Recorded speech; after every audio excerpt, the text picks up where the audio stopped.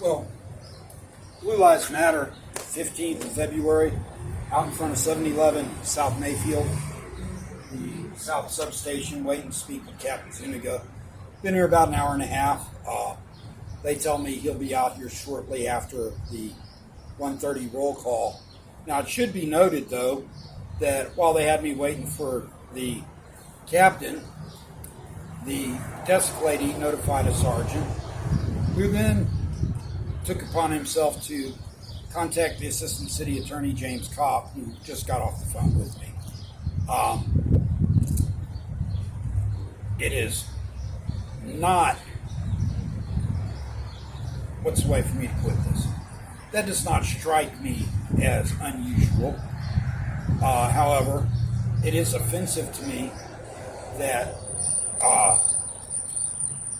they would contact the city attorney about me coming out to speak with the chain of command when I stated very clearly yesterday I would be back today to speak with Captain Zuniga. My issue out here today, that sign needs to come down. But until it does, the chain of command needs to put out the word that they can't be making unlawful arrests over the sign. And that's why I'm here to speak with Captain Zuniga.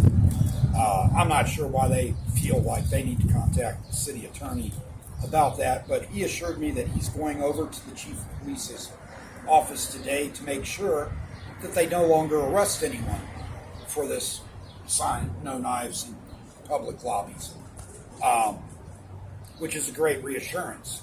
But as I told him, until I have confirmation from the city that they guarantee me they're not going to arrest people based off of an unlawful sign, the only thing I can do is make sure the chain of command gets that information out to its officers. Obviously, they failed to do that before with Lieutenant Lopez and with Sergeant here, Contreras. So I'm doing what I do. Well, folks, all these officers are rolling out, so shift roll call is done.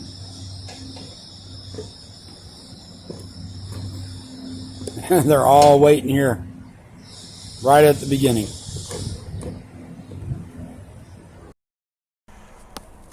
Officer Aaron Coronado, 554.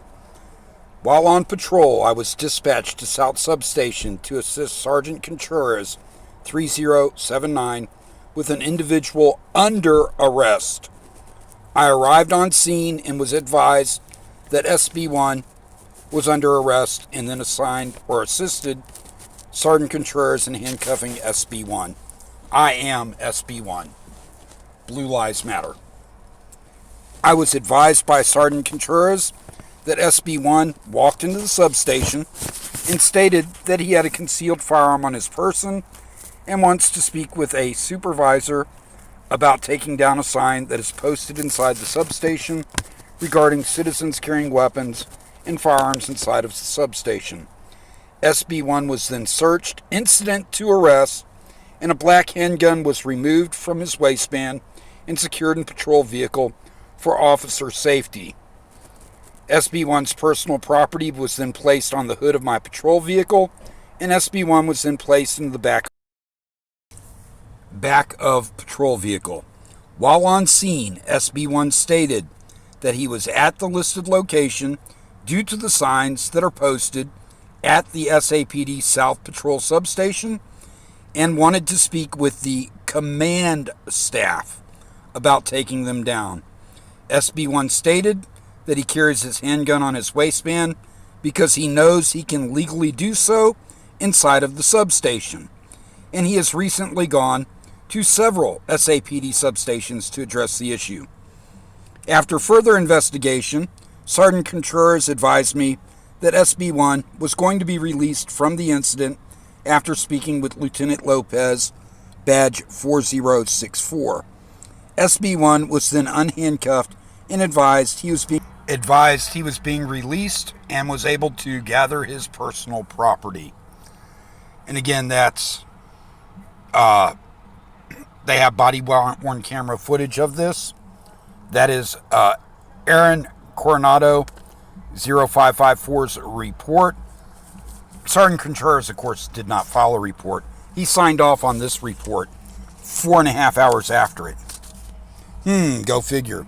Go figure his same command staff that wouldn't take down the signs before and still haven't taken down the signs are the ones who are going to discipline him.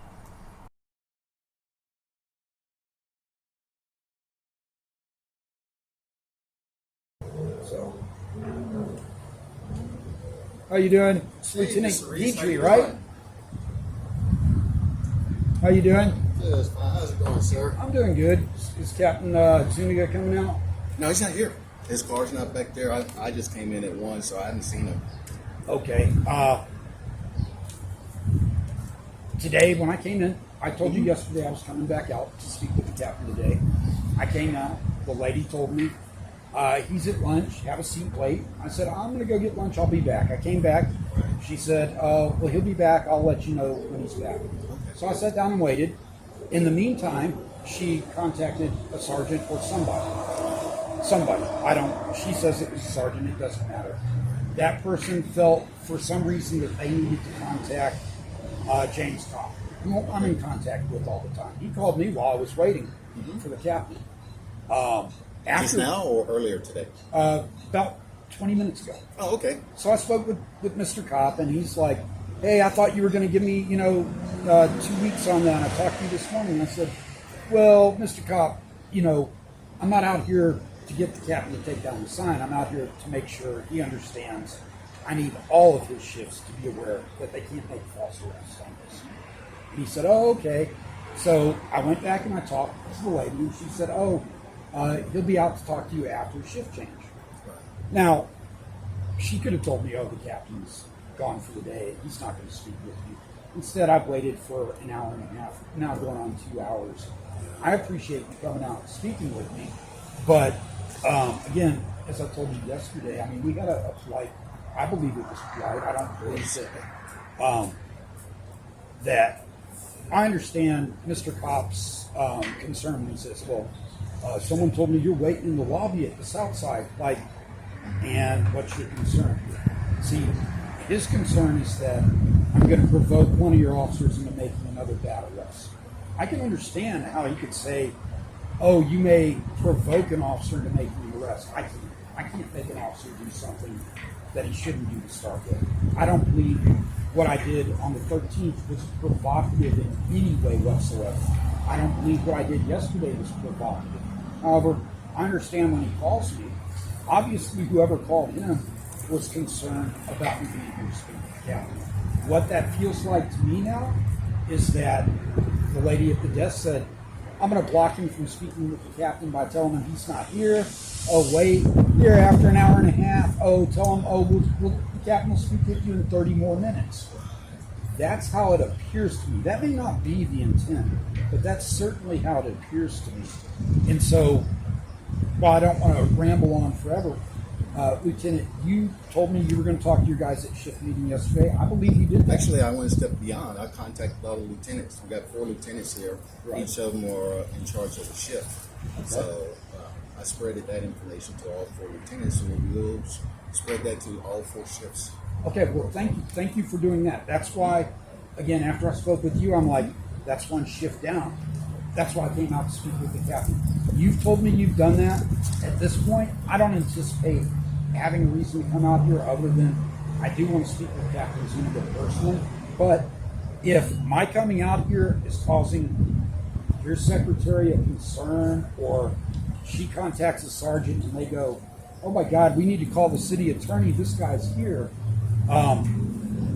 Anything that's happened is past what people contacting your city attorney can correct at this point.